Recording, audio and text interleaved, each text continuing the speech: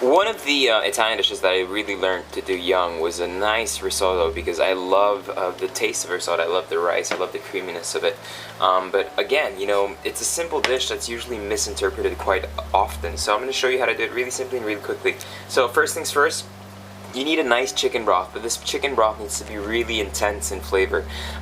It's very easy to over salt a risotto because you're never sure of how salty it'll be until you add the last drop of cheese. So what we're going to do, we're not going to salt as we go, we're just going to season right at the end, but you want that broth to be nice and intense. So I've got this pan over here. I'm just going to put a couple of lugs of just really good olive oil, Filippo Berrio, obviously I'm using here. It's nice and hot. And then just as this really simple risotto, I'm going to do a portion for one person.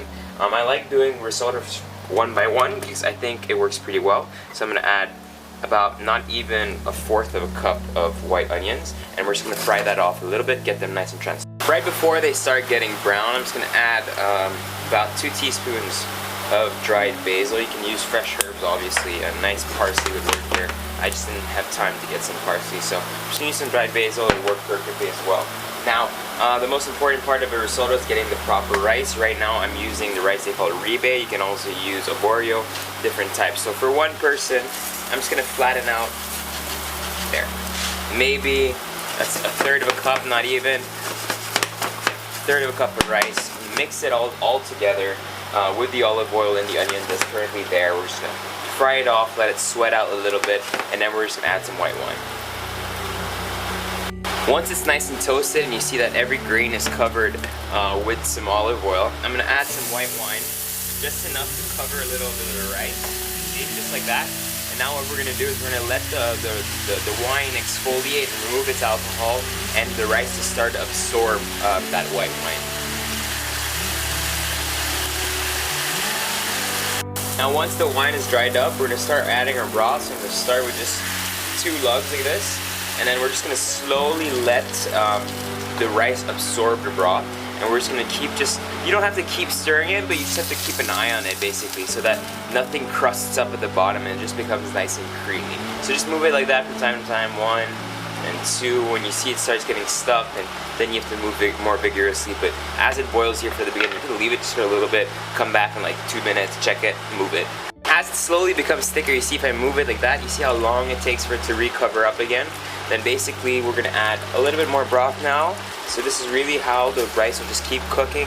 Slowly, we're on medium heat, so you have those light bubbles coming out, but it's not like a roaring boil where everything's drying up too quickly. You really want to give that rice some time to cook. This whole process of just adding, letting the rice absorb, adding, letting the rice absorb, and just keep tasting the rice to make sure you've got it at that consistency you want. And then that's when you know you're done, basically. They say a mark of a good risotto, basically, you don't want it to be clumped up like a patty or anything. It has to move.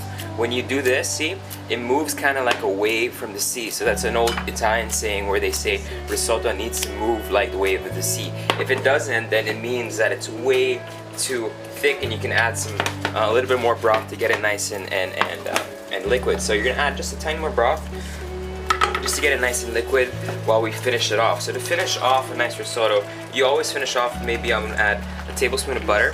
Just gonna work that in, and it's gonna really give it that creaminess that you're looking for. We'll work that in the whole thing, alright? The fire's off, let's just keep going. It's just bubbling a little bit, but while we're doing this, while we're finishing, it's great to have the fire just going a little bit so that it just doesn't get too liquid either. Now at this point, we're gonna add just a little bit more of good quality extra virgin olive oil over here. And then now, how you really build the creaminess of a nice risotto is the cheese, of course. And I've got my perfect Italiano Romano cheese. I love Romano cheese, it's one of my favorites. And usually use Parmesan in a risotto, but I want to use Romano here. And you can put as much as you want, basically, because all your flavor and your saltiness and everything is coming from here. And you see, once you add this, your risotto will get a little bit stickier, which is why we wanted to retain some of that liquid that was naturally in it already with all the broth. So I'm gonna grate maybe, I don't know, that was maybe a fourth of a cup or more, depending on what you want. This is about serving for 2 to 3 people. Just gonna mix it in like that. You see how it combines really well, really easily. It just melts into the dish. And now we're basically ready to serve. As I plate my risotto, you'll see exactly what I meant about consistency. I'm gonna plop it onto a plate here, just a little bit, and you'll see how it just falls slowly like a puddle basically growing. And it's just nice and liquid, but it's not clumped up and it's not too liquid. It's just a perfect consistency between both, and that's exactly what we're looking for. And so there you have a really base risotto with Romano cheese, some butter, olive oil, a little bit of dried basil, some white onions, and then from here you can build on your recipes by adding some bone marrow, some beef, some seafood, anything you really want.